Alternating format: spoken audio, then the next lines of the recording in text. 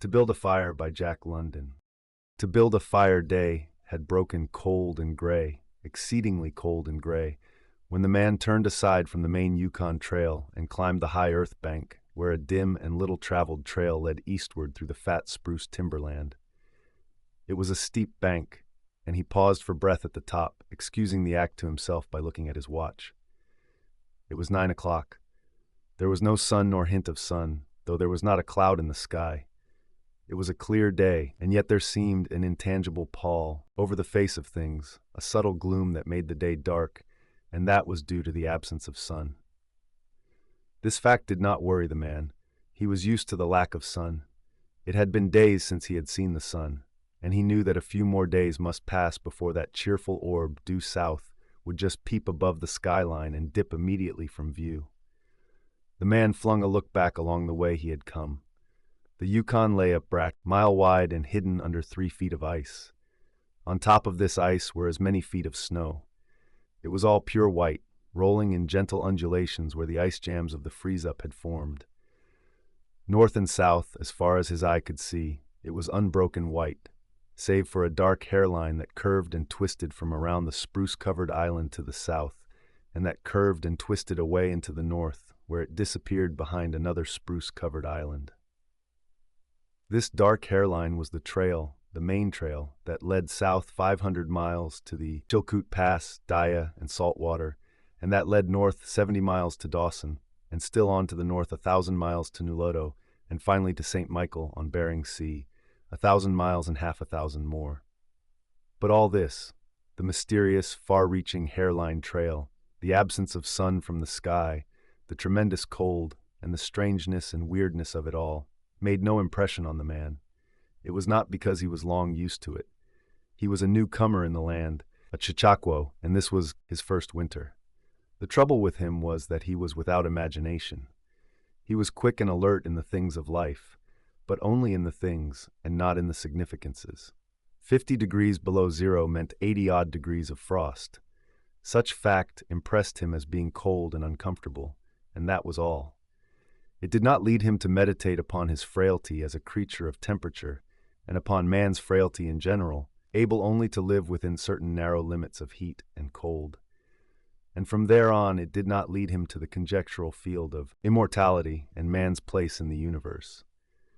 50 degrees below zero stood for a bite of frost that hurt, and that must be guarded against by the use of mittens, ear flaps, warm moccasins, and thick socks.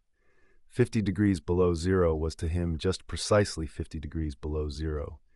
That there should be anything more to it than that was a thought that never entered his head. As he turned to go on, he spat speculatively. There was a sharp, explosive crackle that startled him. He spat again and again in the air before it could fall to the snow. The spittle crackled. He knew that at 50 below spittle crackled on the snow, but this spittle had crackled in the air. Undoubtedly, it was colder than 50 below. How much colder he did not know. But the temperature did not matter. He was bound for the old claim on the left fork of Henderson Creek, where the boys were already. They had come over across the divide from the Indian Creek country, while he had come the roundabout way to take a look at the possibilities of getting out logs in the spring from the islands in the Yukon. He would be into camp by 6 o'clock.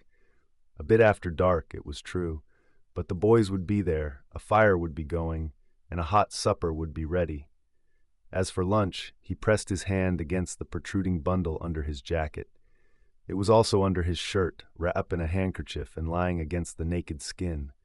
It was the only way to keep the biscuits from freezing. He smiled agreeably to himself as he thought of those biscuits, each cut open and sopped in bacon grease, and each enclosing a generous slice of fried bacon. He plunged in among the big spruce trees.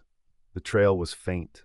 A foot of snow had fallen since the last sled had passed over, and he was glad he was without a sled, traveling light. In fact, he carried nothing but the lunch wrapped in the handkerchief. He was surprised, however, at the cold. It certainly was cold, he concluded, as he rubbed his numbed nose and cheekbones with his mittened hand. He was a warm-whiskered man, but the hair on his face did not protect the high cheekbones and the eager nose that thrust itself aggressively into the frosty air. At the man's heels trotted a dog, a big native husky, the proper wolf dog, gray-coated and without any visible or temperamental difference from its brother, the wild wolf. The animal was depressed by the tremendous cold. It knew that it was no time for traveling. Its instinct told it a truer tale than was told to the man by the man's judgment. In reality, it was not merely colder than 50 below zero. It was colder than 60 below, than 70 below. It was 75 below zero. Since the freezing point is 32 above zero, it meant that 107 degrees of frost obtained. The dog did not know anything about thermometers. Possibly in its brain, there was no sharp consciousness of a condition of very cold, such as was in the man's brain. But the brute had its instinct. It experienced a vague but menacing apprehension that subdued it and made it slink along at the man's heels, and that made it question eagerly every unwanted movement of the man, as if expecting him to go into camp or to seek shelter somewhere and build a fire. The dog had learned fire, and it wanted fire, or else to burrow under the snow and cuddle its warmth away from the air. The frozen moisture of its breathing had settled on its fur in a fine powder of frost, and especially were its jowls, muzzle, and eyelashes whitened by its crystalled breath. The man's red beard and moustache were likewise frosted, but more solidly, the deposit taking the form of ice and increasing with every warm, moist breath he exhaled. Also, the man was chewing tobacco, and the muzzle of ice held his lips so rigidly that he was unable to clear his chin when he expelled the juice. The result was that a crystal beard of the color and solidity of amber was increasing its length on his chin. If he fell down, it would shatter itself, like glass, into brittle fragments. But he did not mind the appendage. It was the penalty all tobacco chewers paid in that country, and he had been out before in 2 cold snaps. They had not been so cold as this, he knew, but by the spirit thermometer at 60 mile, he knew they had been registered at 50 below and at 55. He held on through the level stretch of woods for several miles, crossed a wide flat of niggerheads, and dropped down a bank to the frozen bed of a small stream. This was Henderson Creek, and he knew he was 10 miles from the forks. He looked at his watch. It was 10 o'clock. He was making 4 miles an hour, and he calculated that he would arrive at the forks at 12:30. He decided to celebrate that event by eating his lunch there. The dog dropped in again at his heels, with a tail drooping discouragement, as the man swung along the creek bed. The furrow of the old sled trail was plainly visible, but a dozen inches of snow covered the marks of the last runners. In a month, no man had come up or down that silent creek. The man held steadily on. He was not much given to thinking, and just then particularly he had nothing to think about, save that he would eat lunch at the forks, and that at 6 o'clock he would be in camp with the boys. There was nobody to talk to, and had there been, speech would have been impossible because of the ice muzzle on his mouth. So he continued monotonously to chew tobacco and to increase the length of his amber beard. Once in a while the thought reiterated itself that it was very cold and that he had never experienced such cold. As he walked along, he rubbed his cheekbones and nose with the back of his mittened hand. He did this automatically, now and again changing hands. But rub as he would, the instant he stopped his cheekbones went numb, and the following instant the end of his nose went numb. He was sure to frost his cheeks. He knew that, and experienced a pang of regret that he had not devised a nose strap of the sort Bud wore in cold snaps. Such a strap passed across the cheeks as well and saved them. But it didn't matter much after all. What were frosted cheeks? A bit painful, that was all. They were never serious. Empty as the man's mind was of thoughts, he was keenly observant, and he noticed the changes in the creek, the curves and bends and timber jams, and always he sharply noted where he placed his feet. Once, coming around a bend, he shied abruptly like a startled horse, curved away from the place where he had been walking, and retreated several paces back along the trail. The creek, he knew, was frozen clear to the bottom. No creek could contain water in that Arctic winter, but he knew also that there were springs that bubbled out from the hillsides and ran along under the snow and on top the ice of the creek. He knew that the coldest snaps never froze these springs, and he knew likewise their danger. They were traps. They hid pools of water under the snow that might be 3 inches deep or 3 feet. Sometimes a skin of ice half an inch thick covered them, and in turn was covered by the snow. Sometimes there were alternate layers of water and ice skin, so that when one broke through, he kept on breaking through for a while, sometimes wetting himself to the waist. That was why he had shied in such panic. He had felt the give under his feet and heard the crackle of a snow-hidden ice skin, and to get his feet wet in such a temperature meant trouble and danger. At the very least, it meant delay, for he would be forced to stop and build a fire, and under its protection to bare his feet while he dried his socks and moccasins. He stood and studied the creek bed and its banks, and decided that the flow of water came from the right. He reflected a while, rubbing his nose and cheeks, then skirted to the left, stepping gingerly and testing the footing for each step. Once clear of the danger, he took a fresh chew of tobacco and swung along at his 4-mile gait. In the course of the next 2 hours, he came upon several similar traps. Usually the snow above the hidden pools had a sunken, candied appearance that advertised the danger. Once again, however, he had a close call, and once, suspecting danger, he compelled the dog to go on in front. The dog did not want to go. It hung back until the man shoved it forward, and then it went quickly across the white, unbroken surface. Suddenly it broke through, floundered to one side, and got away to firmer footing. It had wet its forefeet and legs, and almost immediately the water that clung to it turned to ice. It made quick efforts to lick the ice off its legs, then dropped down in the snow and began to bite out the ice that had formed between the toes. This was a matter of instinct. To permit the ice to remain would mean sore feet. It did not know this. It merely obeyed the mysterious prompting that arose from the deep crypts of its being.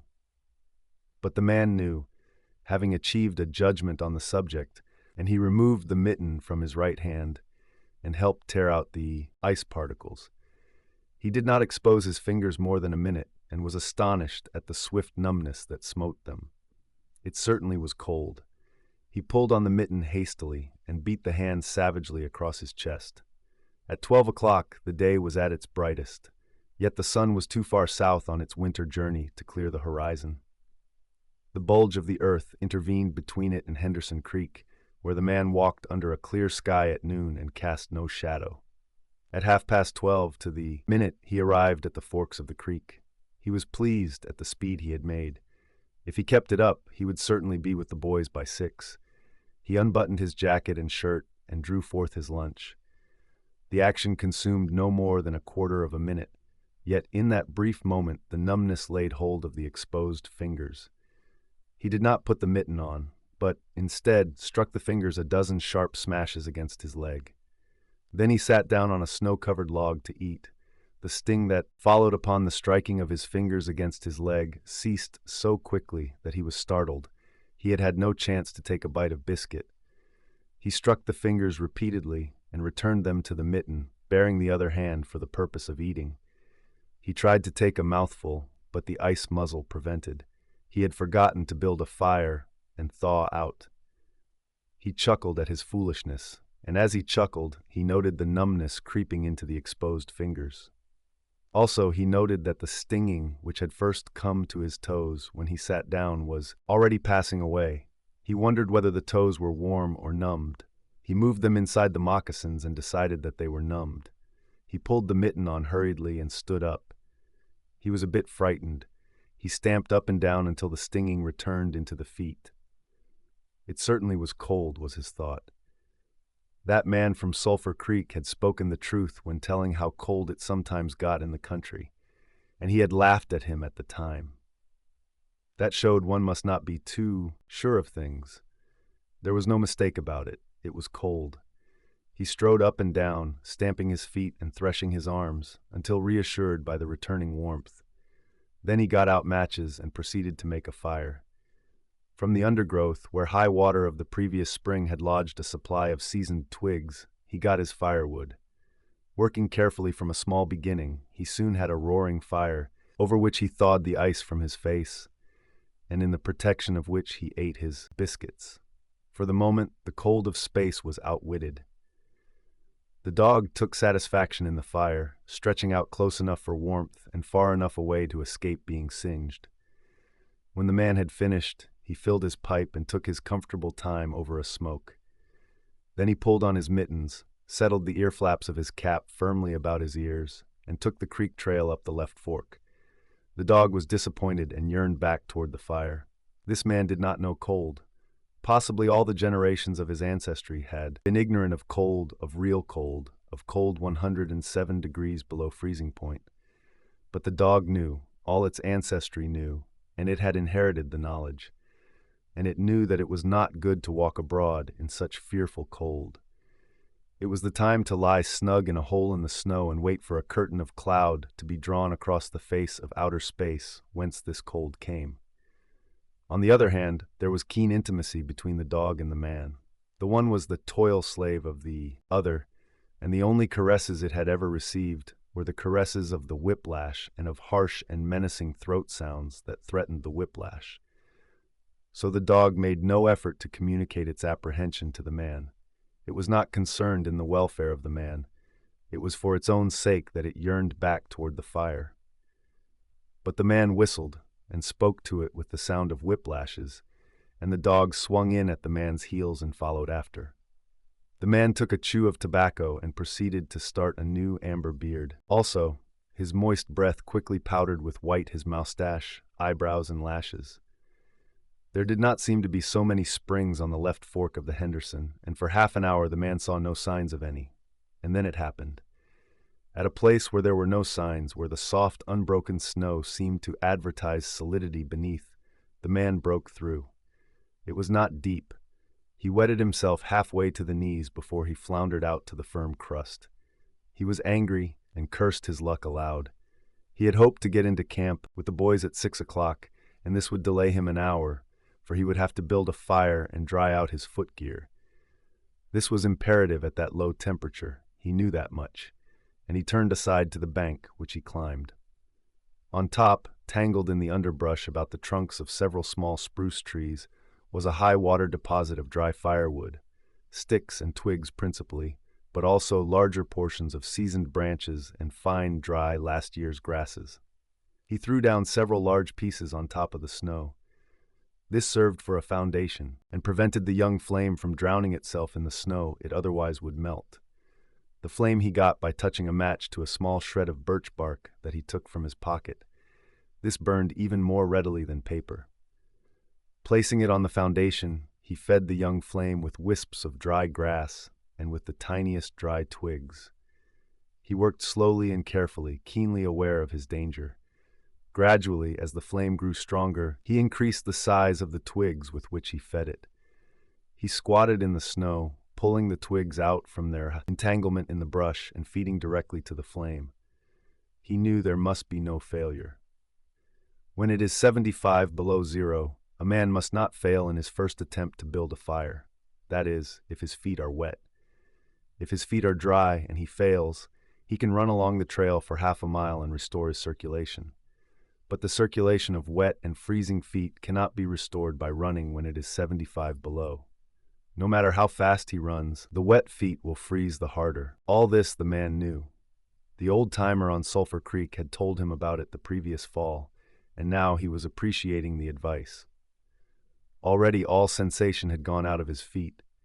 To build the fire he had been forced to remove his mittens, and the fingers had quickly gone numb. His pace of 4 miles an hour had kept his heart pumping blood to the surface of his body and to all the extremities. But the instant he stopped, the action of the pump eased down. The cold of space smote the unprotected tip of the planet, and he, being on that unprotected tip, received the full force of the blow. The blood of his body recoiled before it. The blood was alive, like the dog, and like the dog it wanted to hide away and cover itself up from the fearful cold. So long as he walked 4 miles an hour, he pumped that blood willy-nilly to the surface, but now it ebbed away and sank down into the recesses of his body. The extremities were the first to feel its absence. His wet feet froze the faster, and his exposed fingers numbed the faster, though they had not yet begun to freeze. Nose and cheeks were already freezing, while the skin of all his body chilled as it lost its blood. But he was safe. Toes and nose and cheeks would be only touched by the frost, for the fire was beginning to burn with strength. He was feeding it with twigs the size of his finger. In another minute he would be able to feed it with branches the size of his wrist, and then he could remove his wet footgear, and, while it dried, he could keep his naked feet warm by the fire, rubbing them at first, of course, with snow. The fire was a success. He was safe. He remembered the advice of the old-timer on Sulphur Creek and smiled. The old-timer had been very serious in laying down the law that no man must travel alone in the Klondike after 50 below. Well, here he was. He had had the accident, he was alone, and he had saved himself. Those old-timers were rather womanish. Some of them, he thought. All a man had to do was to keep his head, and he was all right. Any man who was a man could travel alone. But it was surprising, the rapidity with which his cheeks and nose were freezing, and he had not thought his fingers could go lifeless in so short a time. Lifeless they were, for he could scarcely make them move together to grip a twig, and they seemed remote from his body and from him. When he touched a twig, he had to look and see whether or not he had hold of it. The wires were pretty well down between him and his finger ends, all of which counted for little. There was the fire snapping and crackling and promising life with every dancing flame. He started to untie his moccasins. They were coated with ice. The thick German socks were like sheaths of iron halfway to the knees, and the moccasin strings were like rods of steel all twisted and knotted as by some conflagration. For a moment he tugged with his numbed fingers. Then, realizing the folly of it, he drew his sheath knife. But before he could cut the strings, it happened. It was his own fault, or rather, his mistake. He should not have built the fire under the spruce tree. He should have built it in the open. But it had been easier to pull the twigs from the brush and drop them directly on the fire. Now the tree under which he had done this carried a weight of snow on its boughs. No wind had blown for weeks, and each bough was fully freighted. Each time he had pulled a twig, he had communicated a slight agitation to the tree, an imperceptible agitation, so far as he was concerned, but an agitation sufficient to bring about the disaster. High up in the tree, one bough capsized its load of snow. This fell on the boughs beneath, capsizing them. This process continued, spreading out and involving the whole tree. It grew like an avalanche, and it descended without warning upon the man and the fire was blotted out. Where it had burned was a mantle of fresh and disordered snow. The man was shocked. It was as though he had just heard his own sentence of death. For a moment he sat and stared at the spot where the fire had. Then he grew very calm. Perhaps the old-timer on Sulphur Creek was right. If he had only had a trail mate, he would have been in no danger now. The trail mate could have built the fire. Well, it was up to him to build the fire over again, and this second time there must be no failure. Even if he succeeded, he would most likely lose some toes. His feet must be badly frozen by now, and there would be some time before the second fire was ready. Such were his thoughts, but he did not sit and think them. He was busy. All the time they were passing through his mind, he made a new foundation for a fire, this time in the open, where no treacherous tree could blot it out. Next, he gathered dry grasses and tiny twigs from the high-water flotsam. He could not bring his fingers together to pull them out, but he was able to gather them by the handful. In this way he got many rotten twigs and bits of green moss that were undesirable, but it was the best he could do. He worked methodically, even collecting an armful of the larger branches to be used later when the fire gathered strength. And all the while the dog sat and watched him, a certain yearning wistfulness in its eyes, for it looked upon him as the fire provider, and the fire was slow in coming. When all was ready, the man reached in his pocket for a second piece of birch bark. He knew the bark was there, and though he could not feel it with his fingers, he could hear its crisp rustling as he fumbled for it. Try as he would, he could not clutch hold of it, and all the time in his consciousness was the knowledge that each instant his feet were freezing. This thought tended to put him in a panic, but he fought against it and kept calm.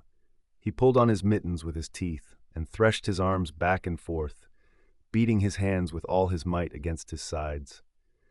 He did this sitting down, and he stood up to do it, and all the while the dog sat in the snow, its wolf brush of a tail curled around warmly over its forefeet, its sharp wolf ears pricked forward intently as it watched the man.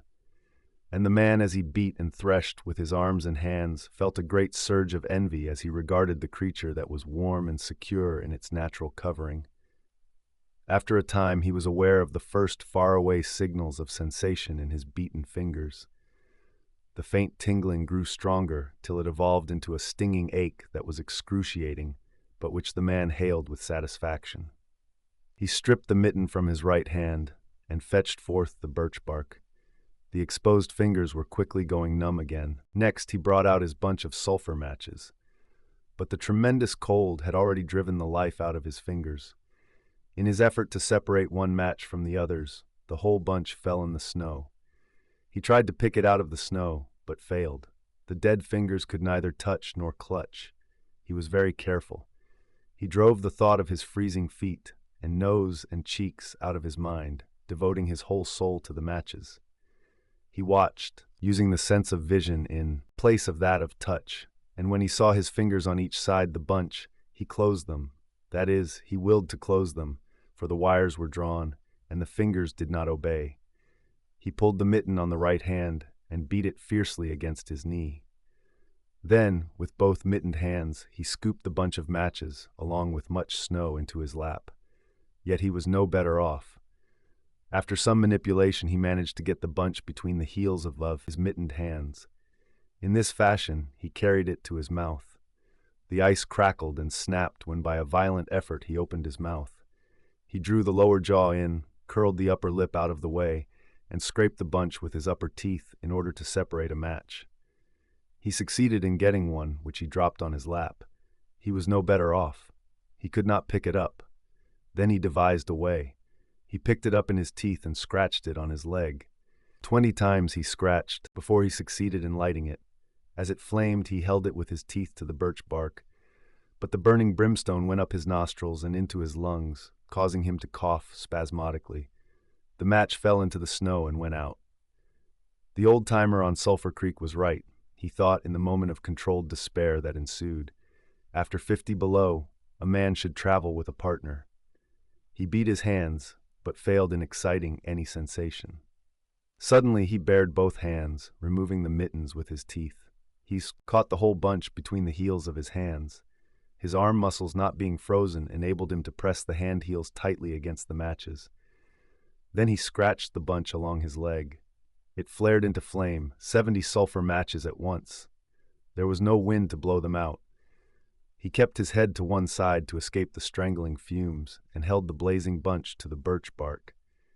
As he so held it, he became aware of sensation in his hand. His flesh was burning. He could smell, deep down below the surface he could feel it. The sensation developed into pain that grew acute.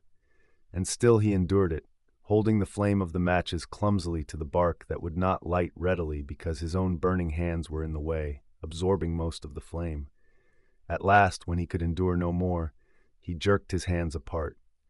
The blazing matches fell sizzling into the snow, but the birch bark was alight. He began laying dry grasses and the tiniest twigs on the flame. He could not pick and choose, for he had to lift the fuel between the heels of his hands. Small pieces of rotten wood and green moss clung to the twigs, and he bit them off as well as he could with his teeth. He cherished the flame carefully and awkwardly. It meant life, and it must not perish. The withdrawal of blood from the surface of his body now made him begin to shiver, and he grew more awkward.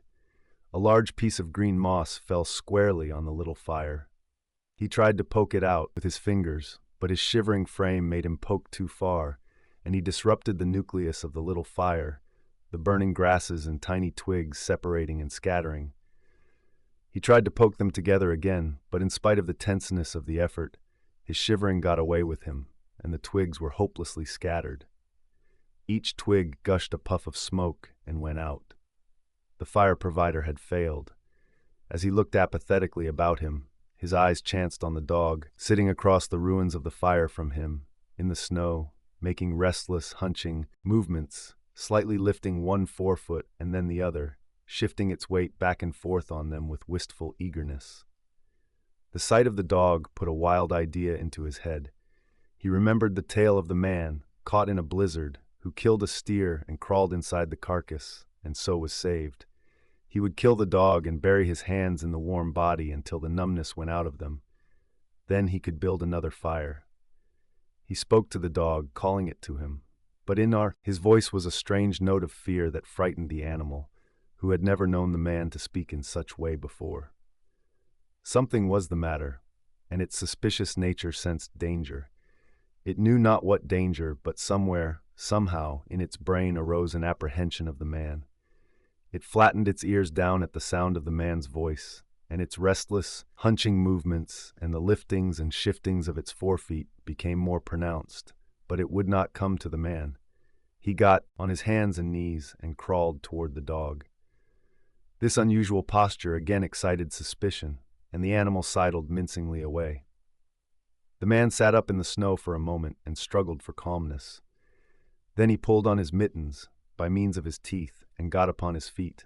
He glanced down at first in order to assure himself that he was really standing up, for the absence of sensation in his feet left him unrelated to the earth. His erect position in itself started to drive the webs of suspicion from the dog's mind, and when he spoke peremptorily, with the sound of whiplashes in his voice, the dog rendered its customary allegiance and came to him. As it came within reaching distance, the man lost his control. His arms flashed out to the dog, and he experienced genuine surprise when he discovered that his hands could not clutch, that there was neither bend nor feeling in the lingers. He had forgotten for the moment that they were frozen, and that they were freezing more and more. All this happened quickly, and before the animal could get away, he encircled its body with his arms. He sat down in the snow, and in this fashion held the dog, while it snarled and whined and struggled. But it was all he could do, hold its body encircled in his arms and sit there. He realized that he could not kill the dog. There was no way to do it. With his helpless hands, he could neither draw nor hold his sheath knife nor throttle the animal. He released it, and it plunged wildly away, with tail between its legs and still snarling. It halted 40 feet away and surveyed him curiously, with ears sharply pricked forward. The man looked down at his hands in order to locate them, and found them hanging on the ends of his arms. It struck him as curious that one should have to use his eyes in order to find out where his hands were. He began threshing his arms back and forth, beating the mittened hands against his sides. He did this for 5 minutes violently, and his heart pumped enough blood up to the surface to put a stop to his shivering. But no sensation was aroused in the hands. He had an impression that they hung like weights on the ends of his arms, but when he tried to run the impression down, he could not find it. A certain fear of death, dull and oppressive, came to him. This fear quickly became poignant as he realized that it was no longer a mere matter of freezing his fingers and toes, or of losing his hands and feet, but that it was a matter of life and death with the chances against him. This threw him into a panic, and he turned and ran up the creek bed along the old dim trail. The dog joined in behind and kept up with him. He ran blindly, without intention, in fear such as he had never known in his life. Slowly, as he plowed and floundered through the snow, he began to see things again. The banks of the creek, the old timber jams, the leafless aspens, and the sky. The running made him feel better. He did not shiver. Maybe if he ran on, his feet would thaw out. And anyway, if he ran far enough, he would reach camp and the boys. Without doubt, he would lose some fingers and toes and some of his face, but the boys would take care of him and save the rest of him when he got there. And at the same time, there was another thought in his mind that said he would never get to the camp and the boys, that it was too many miles away, that the freezing had too great a start on him, and that he would soon be stiff and dead. This thought he kept in the background and refused to consider. Sometimes it pushed itself forward and demanded to be heard, but he thrust it back and strove to think of other things. It struck him as curious that he could run at all on feet so frozen that he could not feel them when they struck the earth and took the weight of his body. He seemed to himself to skim along above the surface and to have no connection with the earth. Somewhere he had once seen a winged Mercury, and he wondered if Mercury felt as he felt when skimming over the earth. His theory of running until he reached camp and the boys had one flaw in it. He lacked the endurance. Several times he stumbled, and finally he tottered, crumpled up, and fell. When he tried to rise, he failed. He must sit and rest, he decided, and next time he would merely walk and keep on going. As he sat and regained his breath, he noted that he was feeling quite warm and comfortable. He was not shivering, and it even seemed that a warm glow had come to his chest and trunk, and yet when he touched his nose or cheeks, there was no sensation. Running would not thaw them out, nor would it thaw out his hands and feet. Then the thought came to him that the frozen portions of his body must be extending. He tried to keep this thought down, to forget it, to think of something else. He was aware of the panicky feeling that it caused, and he was afraid of the panic. But the thought asserted itself, and persisted until it produced a vision of his body totally frozen. This was too much, and he made another wild run along the trail. Once he slowed down to a walk, but the thought of the freezing extending itself made him run again.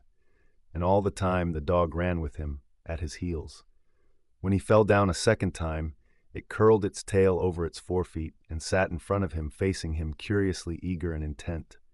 The warmth and security of the animal angered him, and he cursed it till it flattened down its ears, appeasingly. This time the shivering came more quickly upon the man. He was losing in his battle with the frost. It was creeping into his body from all sides. The thought of it drove him on, but he ran no more than 100 feet when he staggered and pitched headlong. It was his last panic.